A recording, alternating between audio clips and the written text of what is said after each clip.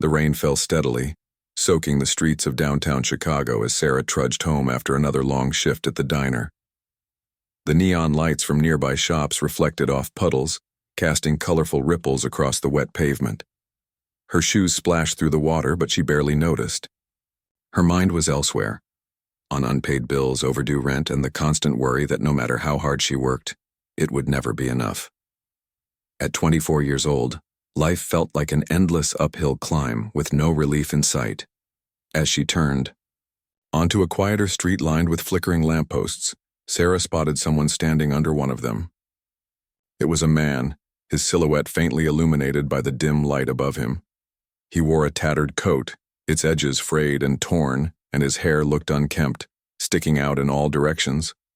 Something about him seemed strange, not just because he was standing alone in the pouring rain, but because he appeared so calm, almost serene, as if he were waiting for something important.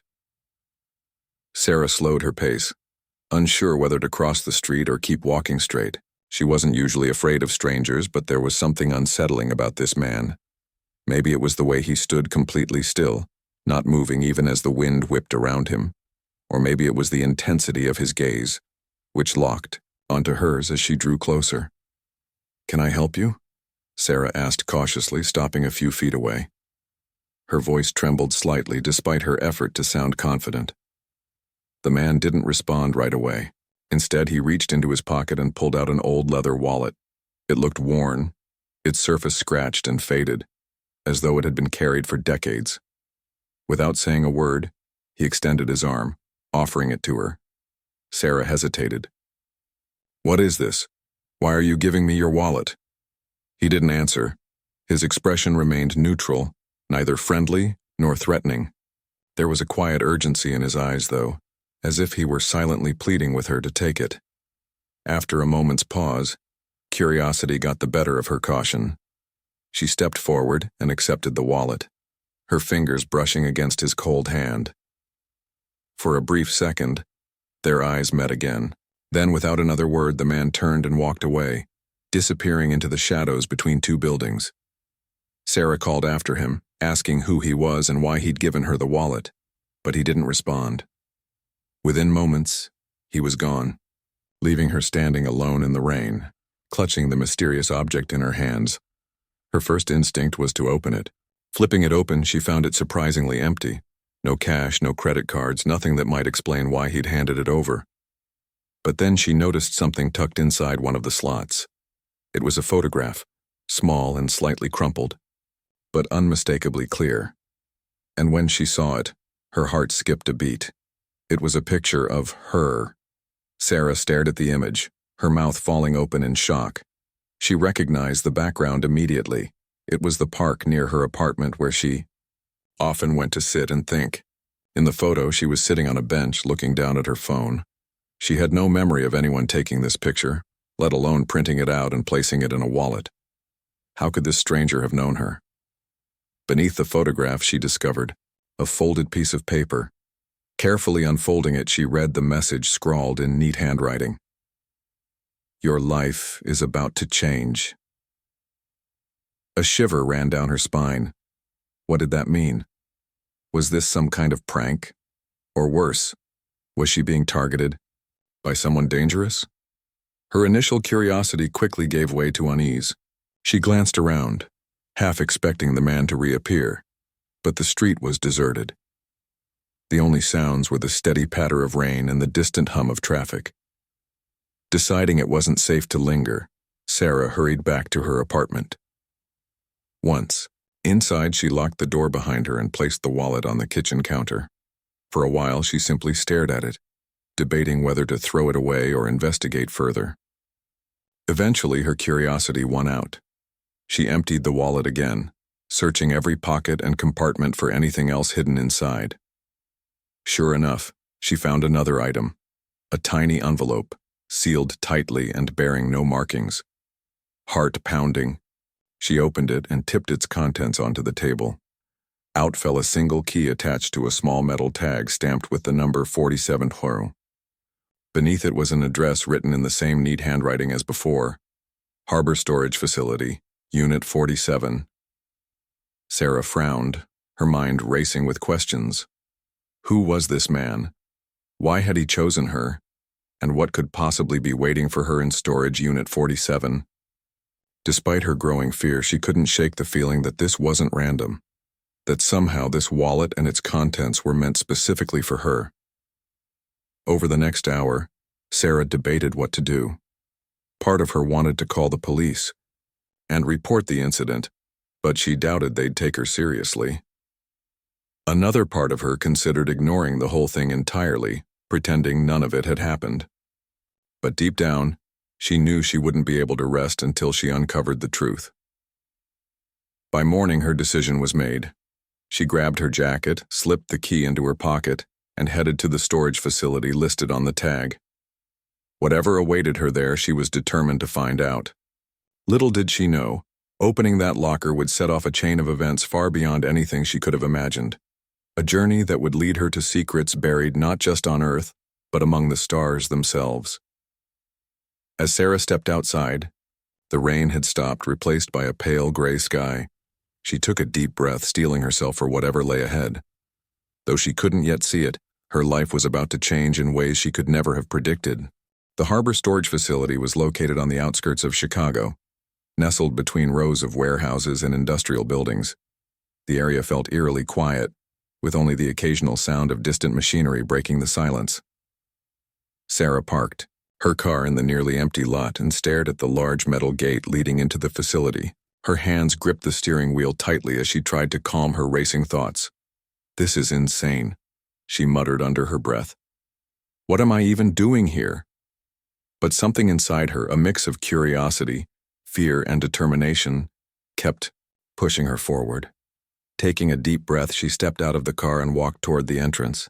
The air smelled faintly of rust and damp concrete, adding to the unsettling atmosphere.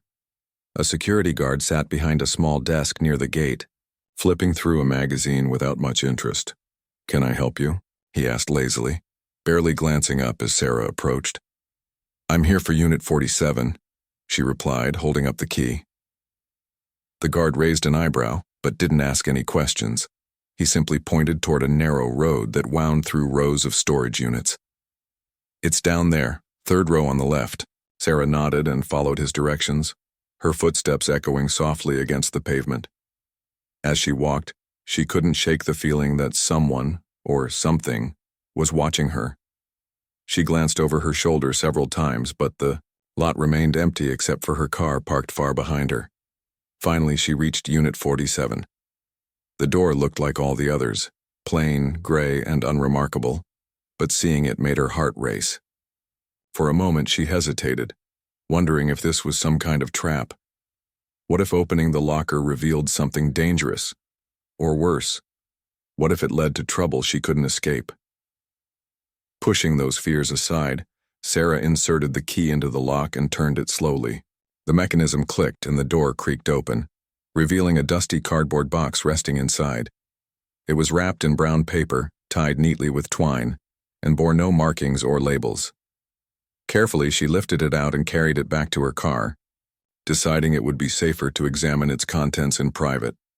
Back at her apartment, Sarah placed the box on her kitchen table and stared at it for a long time. Her fingers hovered above the twine, trembling slightly. Finally, she untied the knot and peeled away the paper. Inside was a sleek metallic device unlike anything she'd ever seen. It was smooth and cool to the touch, shaped like a flat disc about the size of a dinner plate. Its surface shimmered faintly, reflecting light in strange patterns that seemed almost alive. As Sarah studied it, the device emitted a soft hum, vibrating gently in her hands. Startled, she nearly dropped it, but the sensation wasn't unpleasant. It felt more like a gentle pulse, like the beating of a heart. Intrigued, she turned it over, searching for buttons or switches. On one side, she noticed a series of tiny symbols etched into the metal. They weren't letters or numbers, at least not ones she recognized, but they glowed faintly when her fingers brushed against them. Suddenly, the room filled with a bright blue light. Sarah gasped, shielding her eyes as holographic images materialized. In midair around her, maps of stars, planets, and intricate diagrams floated before her, shifting and rotating as though alive. She stumbled backward, knocking over a chair in her shock. "What? What is this?" she whispered, her voice shaking. Before she could process what was happening, a voice spoke, not aloud but directly in her mind. It was calm and steady, yet carried an otherworldly quality that sent chills down her spine. "Do not be afraid," the voice said. "You are chosen." Sarah froze, her body paralyzed with both terror and awe. She opened her mouth to scream, but no sound came out. "We have been watching your world for many years," the voice continued. "Your species is young but full of potential. However, danger approaches, one far greater than you can imagine." Sarah's mind raced. Was this some kind of prank, a hallucination brought on by exhaustion? But everything felt too real. The weight of the device in her hands, the glowing symbols, the voice resonating in her thoughts. Who are you?" she managed to stammer. "We are allies," the voice replied. "Our people seek to protect Earth from those who wish to harm it. You hold a piece of our technology, a tool designed to communicate across vast distances. Through it, we will guide you." "Guide me? For what?" Sarah asked, her voice rising. "The Vraxians, an alien race bent on conquest, are coming. They see your planet as nothing more than a resource to exploit. When they arrive, humanity will face extinction unless you prepare." Sarah sank into a chair, overwhelmed by the enormity of what she was hearing. Aliens? Invasion? It sounded like something out of a science fiction movie, not real life. Yet here she was, holding a mysterious device and listening to a disembodied voice explain the fate of her world. "You must gather others," the voice instructed. "Scientists, engineers, leaders, anyone capable of helping. Together, you can build defenses and unite your species against the threat. We will provide knowledge and resources, but the fight belongs to you." Sarah shook her head, tears welling up in her eyes. "Why me? I'm nobody. I work in a diner. I don't know anything about aliens or space or whatever. You were chosen because you possess qualities vital to survival," the voice explained. "Courage, curiosity, resilience. These traits will inspire others to follow you." For a long time, Sarah sat in silence, trying to process everything. The idea of leading humanity against an alien invasion seemed impossible, laughable even. And yet she couldn't deny the evidence before her eyes. The device, the holograms, the voice, they were all undeniably real. Reluctantly, she agreed. "Okay," she said softly. "I'll try. But how do I even start?" The voice offered guidance, explaining how to use the device to access information and contact their allies. Over the next few days, Sarah immersed herself in learning everything she could. She spent hours studying the holograms, deciphering the symbols, and experimenting with the device's functions. Slowly, pieces of the puzzle began to fall into place. One evening, while scrolling through online forums, Sarah stumbled upon articles discussing UFO sightings and government cover-ups. Some mentioned recent reports of unidentified objects hovering near major cities, including Chicago. Could these sightings be connected to the Vraxians? She decided to dig deeper, reaching out to scientists and researchers who specialized in extraterrestrial phenomena. To her surprise, a few responded with interest. One physicist named Dr. Emily Chen agreed to meet with her after Sarah shared photos of the device and described her encounter. At first, Dr. Chen was skeptical, but when Sarah demonstrated the device's capabilities, her skepticism turned to astonishment. "This is incredible," Dr. Chen said, examining the floating holograms. "If what you're saying is true, this changes everything." With Dr. Chen's help, Sarah began assembling a team of experts willing to believe her story. They worked tirelessly, analyzing data, designing prototypes, and developing strategies to defend Earth. Though progress was slow, Sarah refused to give up. Every setback fueled her determination to succeed. Still, doubts lingered in her mind. Who were these aliens helping her? Could they truly be trusted? And why had the mysterious man handed her the wallet in the first place? Despite her questions, one thing became clear. Whether she liked it or not, Sarah was now part of something much bigger than herself. As she gazed at the star-filled sky outside her window, Sarah felt a strange sense of purpose. Whatever challenges lay ahead, she knew she couldn't face them alone. Humanity's survival depended on unity, and somehow she had become the catalyst bringing that unity to life. Little did she know, the Vraxians were closer than anyone realized. Their arrival would test every ounce of courage and ingenuity Sarah and her team had mustered. But for now she focused on preparation, determined to give Earth a fighting chance. Weeks turned into months as Sarah and her growing team worked tirelessly to prepare for the unknown. Dr. Emily Chen, along with a handful of other scientists, engineers, and military personnel, had joined forces with Sarah after witnessing the alien device's capabilities firsthand. Together, they formed an underground network operating out of a converted warehouse on the outskirts of Chicago. The space was cluttered with computers, blueprints, tools, and prototypes, evidence of their relentless efforts to understand and adapt the alien technology. Sarah had transformed from a quiet waitress, struggling to make ends meet, into a leader no one could have predicted she'd become. Her days were filled with endless meetings, late-night brainstorming sessions, and moments of doubt when the weight of responsibility threatened to crush her. But every time fear crept in, she reminded herself why she couldn't give up. Humanity's survival depended on them, and somehow she had been chosen to lead the charge. The alien voice continued to guide them through the device, offering cryptic instructions and insights about the Vraxians.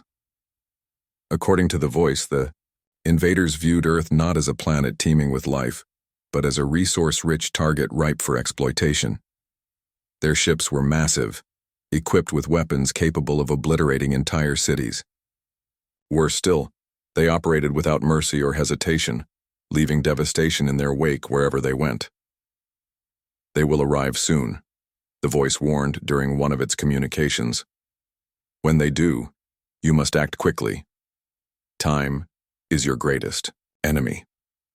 Though Sarah tried to stay focused, the looming threat weighed heavily on her mind. She often found herself staring at the holographic maps projected by the device, tracing lines between stars and imagining the horrors that might be heading toward Earth.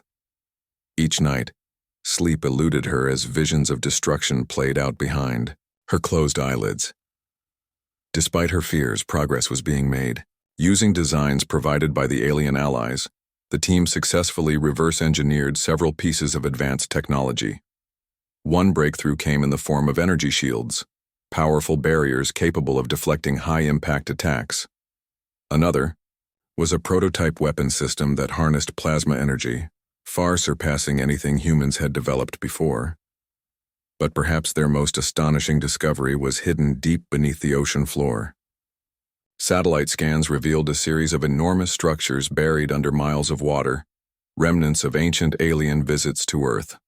These structures housed fully operational star destroyers, dormant for centuries until activated by the alien device. The revelation sent shockwaves through the team. Earth wasn't defenseless after all. With the right modifications, these ships could serve as humanity's first line of defense against the Vraxians. As the final preparations took shape, Sarah decided it was time to bring the world's governments into the fold.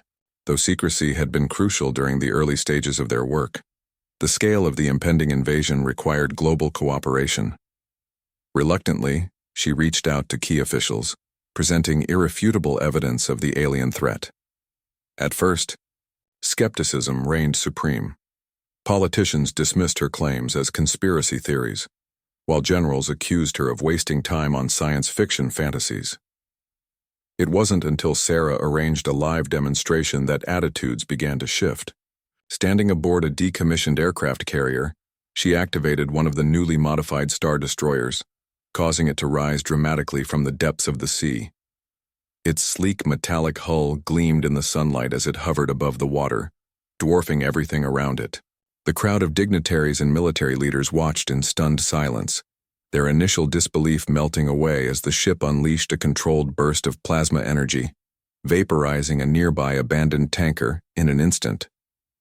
From that moment on, the tide turned. Government scrambled to mobilize resources, pouring funding and manpower into the project. Military bases around the world became hubs of activity as soldiers trained to operate the alien technology. Scientists worked around the clock to refine the designs, ensuring the Star Destroyers were ready for battle. Meanwhile, Sarah faced another challenge: convincing ordinary people to unite. For decades, nations had fought among themselves over borders, ideologies, and resources. Now they needed to set aside their differences and stand together, not just as Americans, Chinese, Russians, or Indians, but as humans. She traveled across continents, delivering speeches and rallying crowds. In each city, she carried the same message: we are stronger together than we are apart. Our survival depends on unity, courage, and hope. Her words resonated deeply, inspiring millions to join the cause. Volunteers signed up in droves, eager to contribute however they could. Some offered technical expertise, others provided logistical support, and many simply spread awareness through social media. Yet despite the progress, tensions ran high. Reports of strange lights in the sky grew more frequent, fueling panic among the general public. Conspiracy theories flourished online, with some claiming the government was hiding the truth, while others insisted the entire thing was a hoax. Sarah knew the truth would come out soon enough, but whether humanity would be ready remained uncertain. One fateful evening, as Sarah stood on the rooftop of the warehouse gazing at the stars, the alien voice spoke again. "They are here," it said simply. Her heart sank. Turning to alert the team, she saw flashes of light streaking across the horizon. Moments later, alarms blared throughout the facility, signaling the arrival of the Vraxian fleet. The invasion had begun. Massive ships descended from the sky, blotting out the sun as they positioned themselves above major cities worldwide. Their presence was overwhelming, a stark reminder of how small and vulnerable Earth truly was. Panic erupted as people fled their homes, seeking shelter wherever they could find it. Streets emptied within minutes, replaced by eerie silence broken only by distant explosions. Sarah rushed to the command center where Dr. Chen and the rest of the team were already coordinating their response. On the monitors, live footage showed the Vraxian ships unleashing devastating beams of energy, reducing buildings to rubble in seconds. Fires raged unchecked, and smoke billowed into the air, turning daylight into an apocalyptic haze. "We need to deploy the Star Destroyers now," Sarah shouted over the chaos. Dr. Chen nodded grimly. "They're ready. Let's hope they're enough." With a single command, Earth's fleet launched into action. Rising from hidden locations beneath the oceans, the Star Destroyers soared into the sky, their engines roaring like thunder. To the terrified eyes of those watching below, it seemed as though the heavens themselves were splitting open to unveil humanity's last hope. The Vraxians didn't expect resistance, at least not on this scale. Their arrogance blinded them to the possibility that their prey might fight back. As the Star Destroyers engaged the alien fleet, the battle intensified. Plasma cannons fired relentlessly, creating bursts of light so bright they lit up the night sky. Energy shields deflected incoming attacks, protecting both the ships and the cities beneath them. For hours, the conflict raged on, neither side gaining a decisive advantage. Cities burned, lives were lost, but humanity refused to surrender. Inspired by Sarah's leadership and the sacrifices of countless brave individuals, people around the world rallied together, offering aid and support however they could. In the heat of the battle, Sarah realized something profound. This wasn't just about surviving. It was about proving that humanity deserved a place among the stars. Despite its flaws and divisions, Earth was home to billions of resilient, creative, and compassionate souls. And if they could overcome such impossible odds, then maybe, just maybe, they could build a brighter future, not just for themselves, but for generations to come. As dawn broke over the horizon, casting golden light across the scarred landscape, Sarah allowed herself a brief moment of hope. The fight was far from over, but for the first time, she believed they might actually win. The battle between Earth's star destroyers and the Vraxian fleet raged on for days, each side locked in a deadly struggle for dominance. The skies above major cities were filled with streaks of plasma fire and explosions that lit up the horizon like fireworks. Despite their advanced technology, the Vraxians had underestimated humanity's resolve, and now they were paying the price. Sarah stood inside the command center, her eyes glued to the monitors displaying live feeds from the battlefield. Her heart pounded as she watched the Star Destroyers weave through enemy ships, unleashing barrages of energy blasts that tore through the invaders' defenses. Each successful hit brought a surge of hope, but the cost of the war was mounting. Cities lay in ruins, millions had been displaced, and countless lives had already been lost. "Keep pushing them back," Sarah shouted to the team around her. "We can't let them gain ground." Dr. Emily Chen worked tirelessly at her station, analyzing data and relaying tactical updates to the pilots aboard the Star Destroyers. Military commanders barked orders into radios, coordinating efforts across continents. Volunteers manned communication lines, ensuring every piece of information reached the right people at the right time. Despite the chaos, there was an undeniable sense of unity, a shared determination to protect their planet no matter the cost. One of the most critical moments came when the Vraxians attempted to deploy a devastating weapon known as the Annihilation Beam. According to intercepted transmissions, this weapon was capable of obliterating entire regions in seconds. If activated, it could wipe out millions within minutes. "We need to disable that beam before they use it," Sarah said urgently, pointing to a massive structure floating near the center of the Vraxian formation. It looked like a giant metallic sphere surrounded by smaller support ships. "But how?" one of the engineers asked. "It's heavily guarded," Sarah thought quickly, her mind racing through possible solutions. Then, recalling something the alien voice had mentioned earlier, she turned to Dr. Chen. "What about the EMP pulse? Could we modify it to target their systems?" Dr. Chen hesitated, then nodded. "It's risky, but it might work.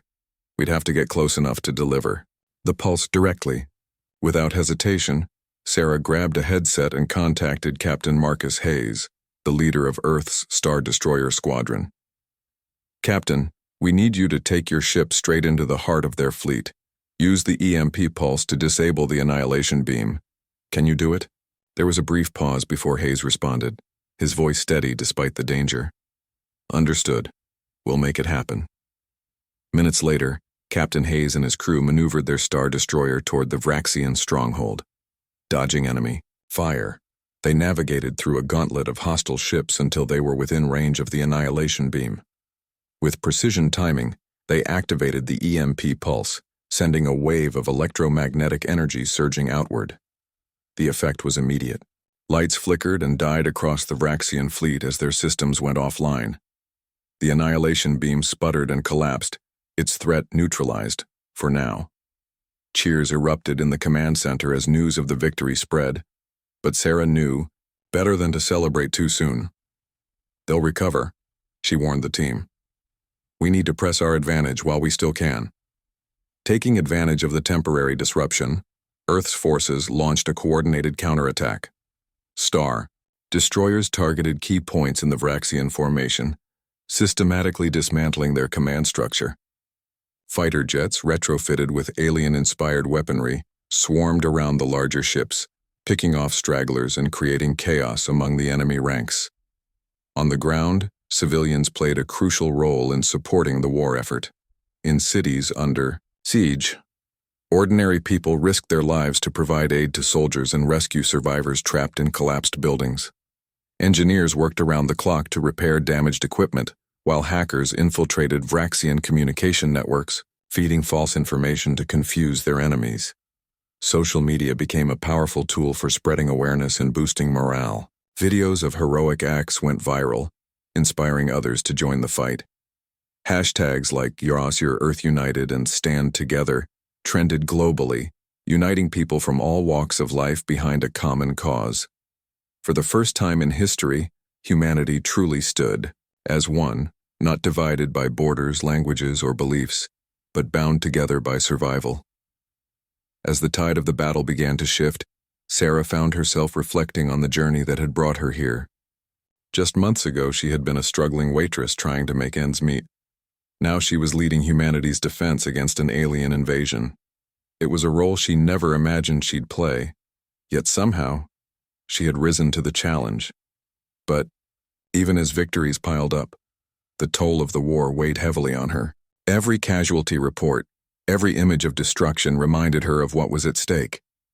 Late at night, when the adrenaline faded and silence filled the command center, she allowed herself to grieve, for the lives lost, for the homes destroyed, and for the innocence stolen from future generations. "You're doing everything you can," Dr. Chen told her during one such moment. "That's all anyone can ask of you." Sarah nodded, though she wasn't sure if she believed it. Still, she forced herself to keep moving forward. There was no time for doubt, not when so much depended on her leadership. By the 5th day of the battle, Earth's forces had pushed the Vraxians back significantly. Many of their ships had been destroyed or rendered inoperable, forcing the remaining vessels to retreat into orbit. Though the threat wasn't entirely gone, the immediate danger had passed. In the aftermath of the conflict, Sarah addressed the world via a live broadcast. Standing before cameras in the command center, her face streaked with dirt and exhaustion, she spoke with raw emotion. "To everyone watching," she began, her voice trembling slightly, "I want you to know that we are not defeated. We have faced unimaginable odds, and yet we stand together stronger than ever. This is not just a fight for survival, it's a fight for our future. Together, we will rebuild, heal, and ensure that humanity never faces such a threat again." Her words resonated deeply, sparking a wave of resilience and determination across the globe. People who had once felt powerless now saw themselves as part of something greater. They understood that their collective strength had saved the planet, and that same strength would guide them through the difficult days ahead. As the dust settled, Sarah turned her attention to the next phase of recovery. The alien allies offered assistance, providing resources and knowledge to help Earth rebuild. Scientists collaborated with their extraterrestrial counterparts to develop sustainable technologies, while governments worked to establish new alliances, based on mutual trust and cooperation. For Sarah, however, the fight wasn't over. She knew the Vraxians would return someday, angrier and more determined than before. Until then, humanity needed to prepare, not just militarily, but mentally and emotionally. They had proven they could unite in times of crisis, but lasting peace required ongoing effort. Late one evening, as she stood on the rooftop of the warehouse looking up at the stars, Sarah felt a mix of pride and humility. The road ahead would be long and challenging, but she took solace in knowing that humanity had shown its true potential. She whispered softly to the night sky, "Thank you for giving us a chance." Though she didn't know who or what was listening, she hoped her gratitude reached those who had guided her. Whatever challenges lay ahead, she was ready to face them head-on. For the first time in her life, Sarah truly believed in the power of hope, and in humanity's ability to rise above even the darkest storms. The war against the Vraxians had left Earth scarred, but it also marked the beginning of a new era. Cities once reduced to rubble were slowly being rebuilt, their skylines rising again like phoenixes from the ashes. The scars of battle lingered, not just in the physical destruction but in the hearts and minds of those who had lived through it. Yet amidst the pain and loss, there was an undeniable sense of hope. Humanity had faced its darkest hour and emerged stronger, united by a shared purpose that transcended borders, cultures, and beliefs. Sarah stood on a hill overlooking Chicago, watching as construction crews worked tirelessly to restore what had been lost. Cranes dotted the skyline, and the hum of machinery filled the air. It was a stark contrast to the silence that had followed the initial invasion.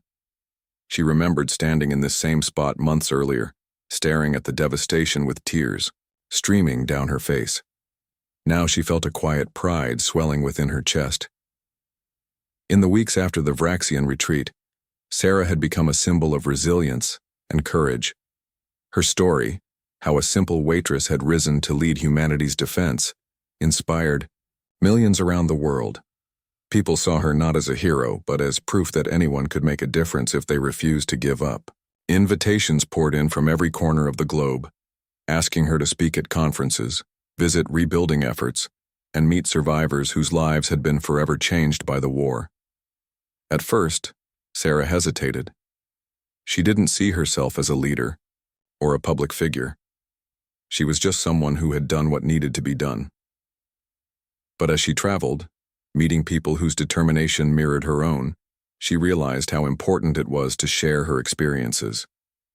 By doing so, she hoped to remind others that even in the face of unimaginable odds, humanity's greatest strength lay in its ability to come together.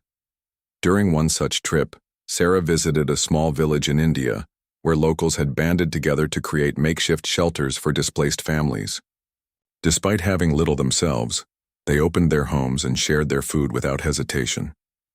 As she walked among them, listening to their stories, Sarah felt a deep connection to these strangers. They weren't soldiers or scientists. They were ordinary people who had chosen to act with extraordinary kindness. "You've inspired us," one woman told her, holding Sarah's hand tightly. "Because of you, we know we can overcome anything." Sarah smiled, though her eyes glistened with unshed tears. She wanted to tell the woman that she hadn't done anything special, that it was them who deserved credit for their bravery and compassion.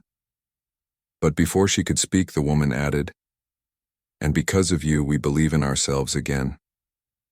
Those words stayed with Sarah long after she left the village. They reminded her why she had fought so hard, not just to save lives, but to restore faith in humanity's potential. Back home in Chicago, life began to feel almost normal again.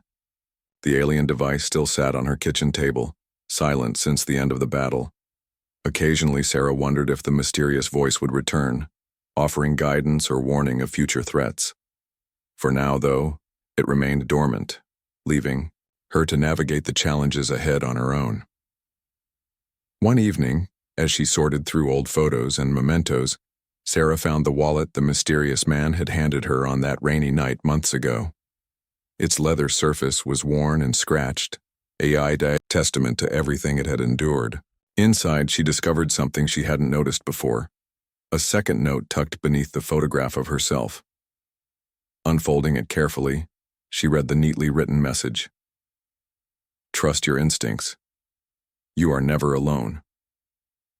A wave of emotions washed over her, gratitude, confusion, and a lingering sense of wonder. Who was this man? Was he part of the alien alliance? Or was he simply a messenger sent to deliver the tools humanity needed to survive? Though she might never know the answers, Sarah felt a profound sense of peace. Whoever he was, whatever his purpose, he had sparked a chain reaction that had saved billions of lives. As time passed, Earth continued to heal. With help from their alien allies, humanity developed technologies that transformed daily life.